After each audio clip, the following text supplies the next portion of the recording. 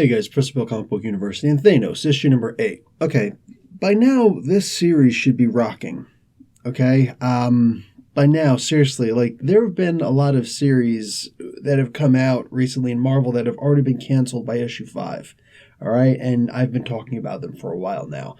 I'm curious what the heck is going on here. Basically, we know that Thanos was left on his planet by his son Thane to be injured, to be weak, powerless, and just left there to die. So he's a hermit, and we saw all this stuff, all right?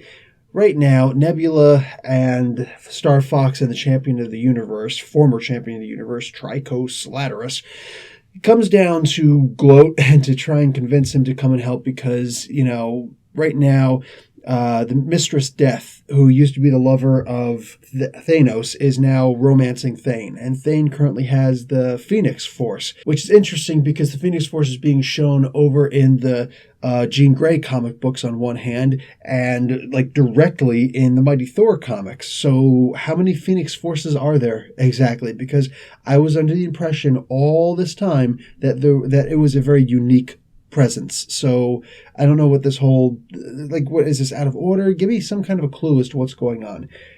Okay, so basically they come down here to try and convince him to come and help out some way, somehow. They're switching sides, and Thanos makes fun of them for that, which is cool. That's something he would do.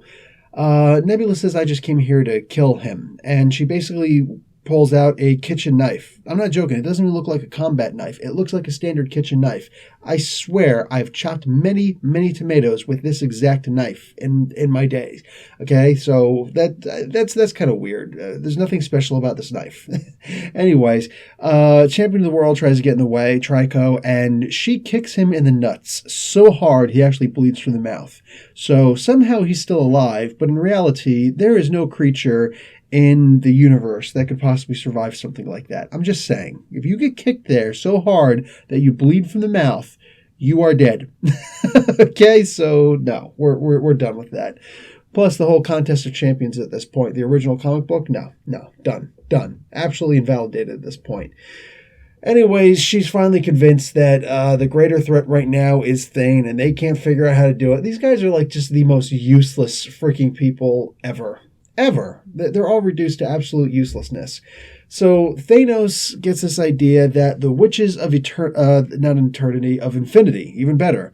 The witches of infinity, part of the cosmic coven. All right, the cosmic coven is this place where all the souls, I guess, of gods, after they are no longer worshipped, they all go to this cosmic coven, and the three witches of infinity feed on these gods, these deposed gods, for all eternity, and they become extremely powerful. And the only reason why Thanos knows about this is because when he had the Infinity Gems, so he remembers them, and it was just he had an idea of where they should be, that they were always looking back at him. So yeah, cute. Okay, here's the thing. The art is great. Jeff Lemire is really good at writing what he's writing.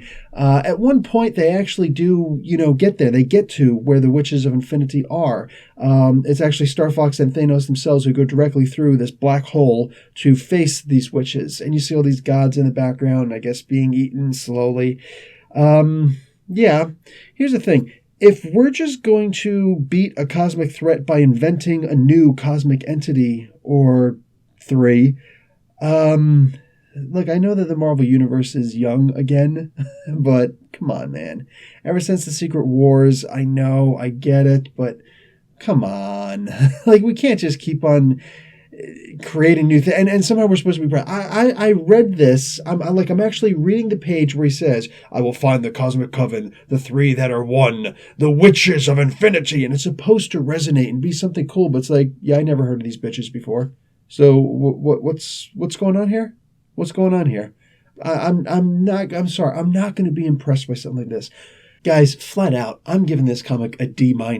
This is just sad. Again, the art is spectacular. The writing is actually good, but the story itself is so weak that we had to get 8 issues into this, and we've literally gone nowhere. Tell me where we've gone. What have we actually done? what's actually happened in this comic that is in sync with anything else that's in the comics currently. This might as well be another universe. I think that at this point, just instead of these characters like Thanos and all this, make them some other characters and put them in some other universe, some other comic book company, if that's what you want to do. Because this could be good if we were creating a whole new universe, but come on, man. You don't just create a new threat that's going to handle a threat that you made in the first place.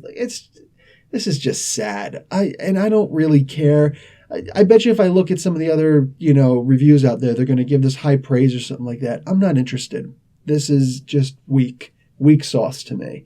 So, yeah, sorry for a bad review. I guess I finally found a bad comic this week because every other comic I've read so far has been B grade or higher, and this is just, no. Maybe it's just in light of how good those comics were and how horrible this one is. I don't know. But, yeah, not happy with this one. Jeez.